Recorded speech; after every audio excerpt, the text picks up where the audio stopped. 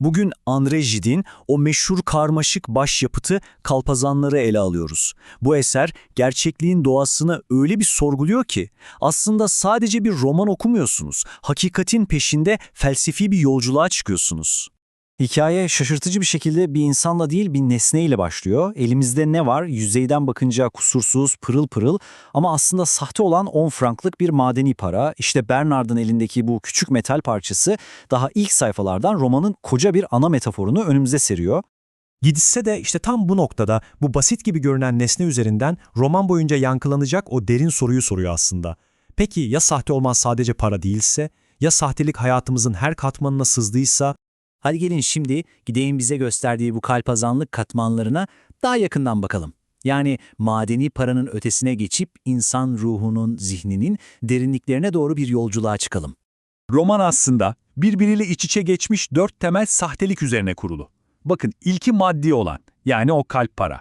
Sonra duygusal sahtelikler var, sahte hisler. Ardından kimlik geliyor, yani sahte benlikler. Ve son olarak da sanatsal sahtelik, yani sahte sanat. Aslında hepsi hakikati arayışımızın farklı birer yüzünü gösteriyor bize. Peki bu sahtelikler dünyasına kiminle giriyoruz? İlk rehberimiz hayatının temellerini sarsan bir gerçekle yüzleşen genç Bernard. Onun hikayesi tam da sahte bir düzene karşı tek kişilik bir isyanın hikayesi.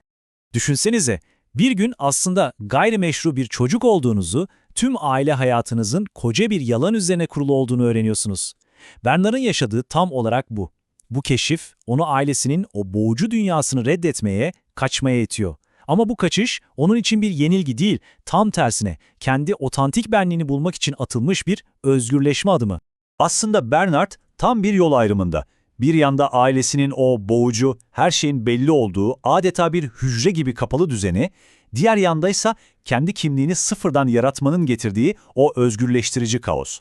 Hatta daha da ileri gidiyor, piç olmanın, yani o sahte düzene ait olmamanın aslında doğal olabilmek için bir şans olduğunu düşünüyor.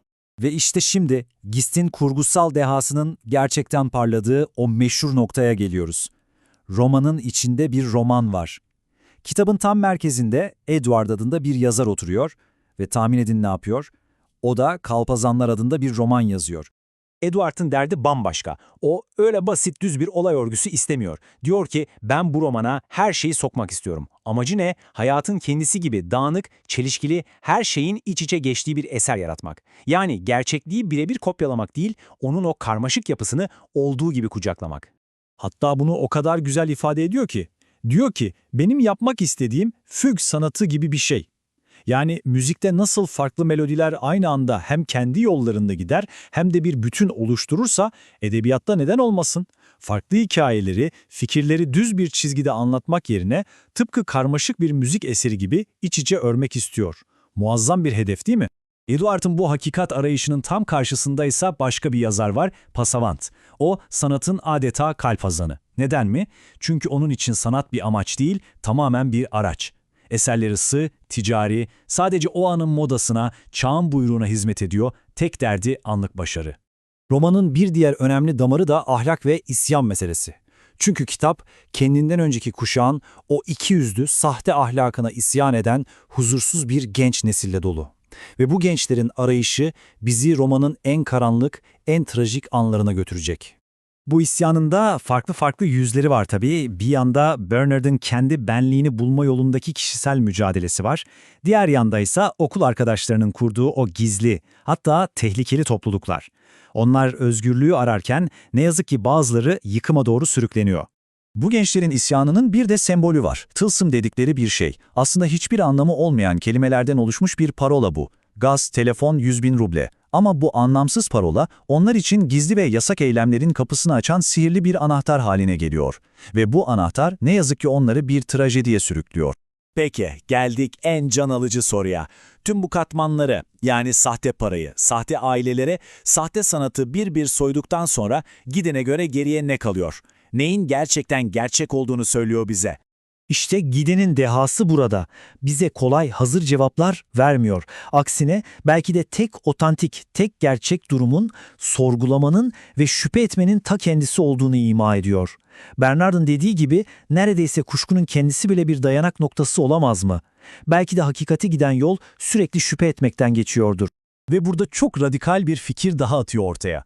Benlik dediğimiz şey öyle sabit katı bir şey değil. Tam tersine sürekli akışkan, her an değişen bir varlık. Edward ne diyor? Ben birleştirmesem sabahki varlığım akşamki varlığımı tanımayacak. Yani gerçek benlik donup kalmış bir kimlik değil, bizim her gün, her an yeniden yarattığımız bu oluş halinin kendisi. Bütün bunlar da bizi en sonunda kışkırtıcı bir soruyla baş başa bırakıyor, değil mi? Etrafımızdaki onca toplumsal baskı, onca beklenti, onca sahtelik varken biz kendi hayatımızdaki kalpazanlıkları ne kadar fark ediyoruz ve daha da önemlisi kendi içimizdeki o gerçeği nasıl bulup ona sıkı sıkı tutunabiliriz?